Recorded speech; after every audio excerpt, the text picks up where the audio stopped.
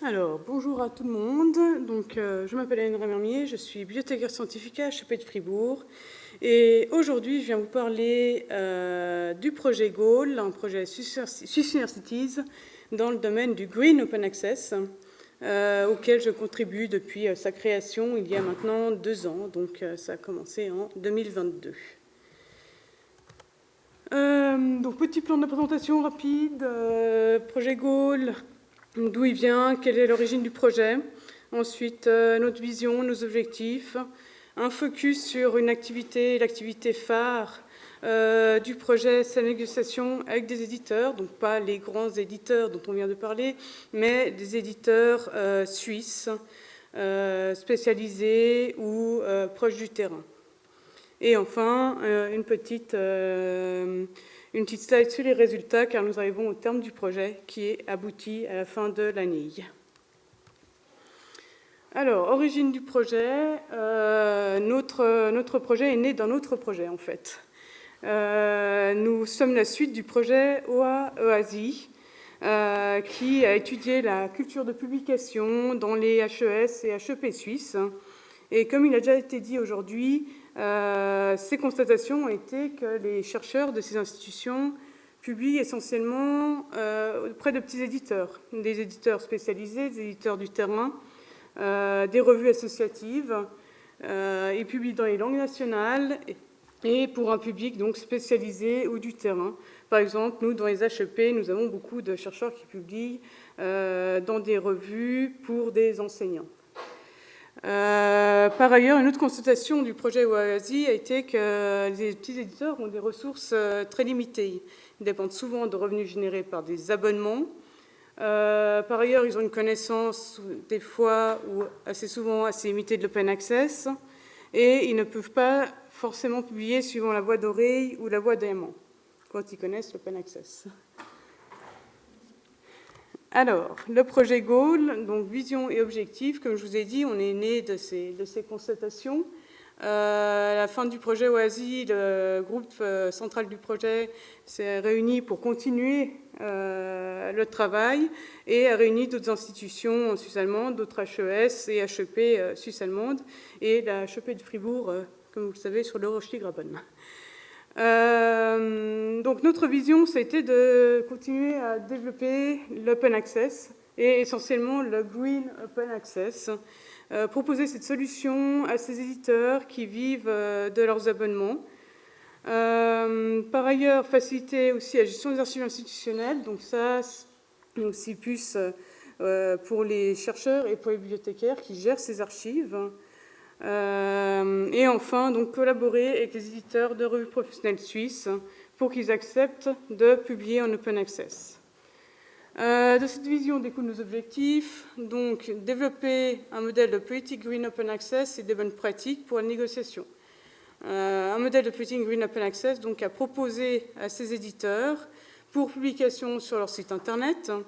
Dans une politique open access, on va notamment définir s'il y a un embargo, quelle version de l'article peut être publiée ou republiée plutôt dans une archive institutionnelle, etc. Je vais revenir dessus. Nous voulions aussi sensibiliser les éditeurs concernés, les encourager à publier en green open access, comme je l'ai déjà dit. Un troisième objectif, c'était d'élaborer un workflow semi-automatisé de republication des articles dans les archives institutionnelles suisses, donc pour faciliter le travail de republication, que ce soit pour les chercheurs-auteurs ou pour les bibliothécaires en charge de cette tâche. Ensuite, nous voulions également, et nous l'avons fait, construire une base de données recensant les éditeurs suisses et leur politique open access. Donc une base de données comme l'a bien connue Sherpa Romeo, qui est dans l'objectif suivant, ajouter le plus d'éditeurs possible dans Sherpa Romeo, car nous avons également collaboré avec le JISC dans le cadre de ce projet. Alors, un petit focus sur la collaboration avec les éditeurs, ou plutôt les négociations. Donc, un petit retour d'expérience. Nous avons mené, je vous montrerai les chiffres après, dans les résultats, près de plus de 100 négociations pendant ces 2 années. auprès de petits éditeurs. Et nous avons donc déterminé quelques craintes principales, les réserves de ces éditeurs vis-à-vis de la voie verte ou vis-à-vis de l'open access de manière plus générale. Il y a notamment, bien sûr, les pertes financières, mais si on publie en open access, si les articles sont accessibles gratuitement, on ne va plus pouvoir vendre d'abonnements, on ne va plus pouvoir vivre. Comment on fait ? Il y a une peur aussi de charge de travail supplémentaire. Quand ils ne connaissent pas ou peu l'open access, ils pensent notamment que l'attribution de DOI, les connaissances techniques pour la publication des articles va leur retomber dessus, etc. etc. Et enfin, il y a beaucoup de craintes vis-à-vis du droit d'auteur, car une des tâches de l'éditeur est aussi de contrôler les droits d'auteur, ou peut être aussi de contrôler les droits d'auteur pour les contenus de tiers notamment, donc les images. Quand un scientifique publie un article, est-ce qu'il s'est assuré d'avoir les droits pour les contenus de tiers qu'il réutilise dans son article. Donc face à ces craintes, nous arrivions auprès des éditeurs avec des solutions, des propositions, notamment voilà, la politique open access, green open access. Qu'est-ce qu'on met dedans, qu'est-ce qu'on spécifie, quelles sont les conditions avec lesquelles l'éditeur, l'auteur, le chercheur va pouvoir republier son article dans une archive institutionnelle ou de domaine ou générique. Et donc dans ces conditions, notamment les questions de licence.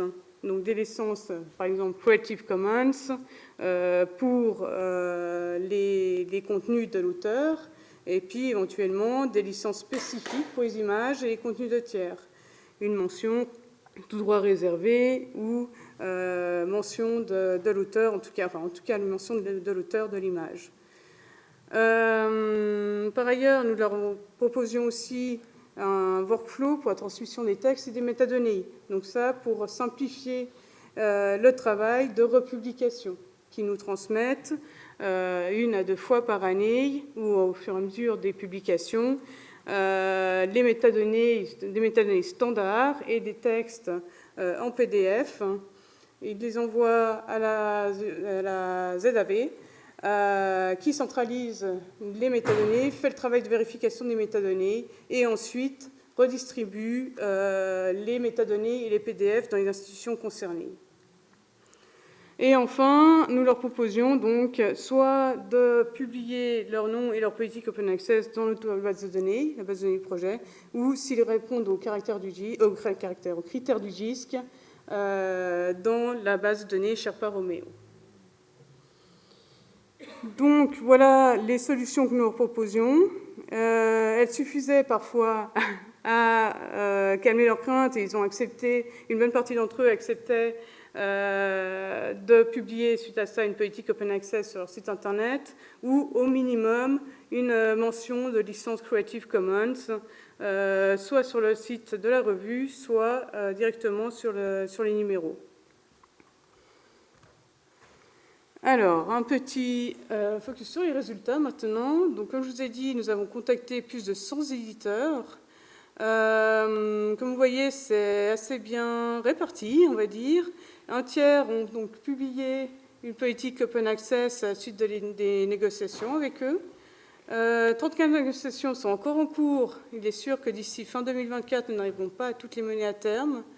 Certaines continueront probablement au-delà du projet.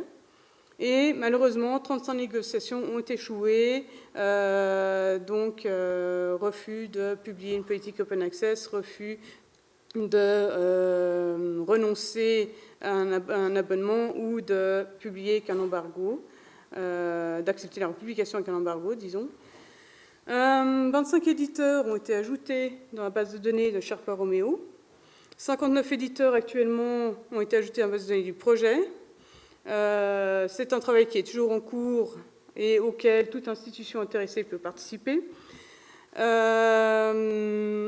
enfin, nous avons mis en place le workflow automatisé. Il existe, mais très très peu d'éditeurs ont accepté de nous fournir les métadonnées et les PDF de leurs articles. Donc, ce n'est pas la plus grande réussite du projet pour le moment. Et enfin, nous publions ouvertement le modèle politique Green Open Access sur lequel nous avons basé nos négociations. Nous publierons également des bonnes pratiques qui seront donc bientôt disponibles dans notre communauté Zenodo et présentées sur le site internet du projet. Pour finir, voici quelques liens, quelques contacts. Donc, si vous avez envie d'en savoir plus, je vous invite à visiter le site internet du projet, notre base de données qui est librement accessible, ou notre communauté Zenodo. Vous aurez tous les liens ici sur cette slide. Vous pouvez également contacter soit notre chef de projet, M. Enrique Corredera-Nilsson, soit moi-même, si vous avez des questions. Et enfin, comme je vous l'ai dit, votre participation est la bienvenue. Si vous arrive de négocier des politiques ou des licences de republication avec des éditeurs dans le cadre de votre travail, si vous êtes en charge, par exemple, de republier ou de contrôler les secondes publications dans l'archive institutionnelle, n'hésitez pas à nous contacter via le formulaire de soumission de la base de données. Et pour finir, comme je vous l'ai dit, le projet arrive à terme. Donc, nous organisons un événement final le 24 octobre à Zurich.